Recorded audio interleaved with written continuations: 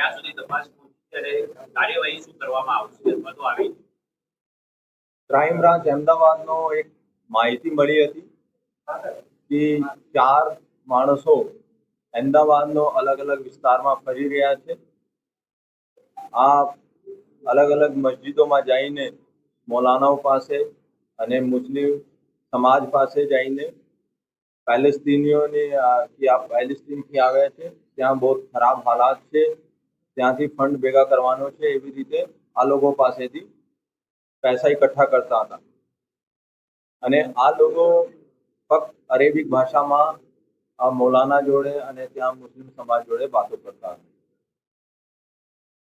Crime બ્રાન્ચની અલગ અલગ ટીમો, જો કે અત્યારે માનનીય વડાપ્રધાન સાહેબની પણ વિઝિટ છે, કાફી હાઈ એલર્ટ મોડ પર હતા, તો ત્યાં એનો ટ્રેક કર્યો અને ગઈકાલે room number 201 Regal Residency Ellis Bridge પાસે એક શંકાસ્પદ માણસ હતા, અલી મેગાત અલ જેહર, રહેવાસી દમસ્કસ, સિરિયાનો, એનો ડિટેન કર્યા, એની પૂછપરછ કરવામાં આવી તો ખબર પડી કે આ 4 જણા હતા.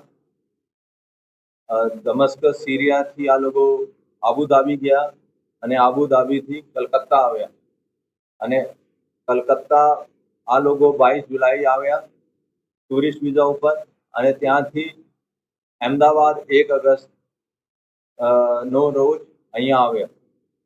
એના પાસેથી 2 મોબાઈલ, જેમાં વોટ્સએપ નંબર એનો સિરિયાનો છે, અને 1 મોબાઈલ અને સિમ કાર્ડ એને કલકત્તા પર આપણે પાસપોર્ટ ઉપરથી લીધું છે.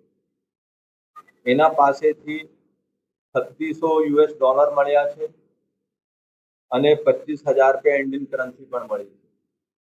એની અત્યારે પૂછપરછ ચાલુ છે કે ખરેખર પૈસા ક્યાં મોકલવાનું હતું. એના સાથે સાથે ઓર 4 સિવાય પણ કેટલા ભારતમાં ઘૂસાયેલા છે, એનો એમઓ શું છે, પૈસાનું શું કરે છે, કેવી રીતે સિરિયામાં મોકલે છે, એનો ગુનાહિત ઇતિહાસ છે કે નહીં, આ બધી અત્યારે ક્રાઇમ બ્રાન્ચ તપાસ કરી રહી છે. અને હું માનું છું આ બાકી 3 જણાનો પણ લુકઆઉટ નોટિસ ઇસ્યુ થઈ ગયા છે. હવે કોઈ પણ રીતે આ લોકો ઇન્ડિયન બોર્ડર ક્રોસ કરશે તો આ લોકોનો ઇન્ડિયન એજન્સી ડિટેન કરવામાં આવશે.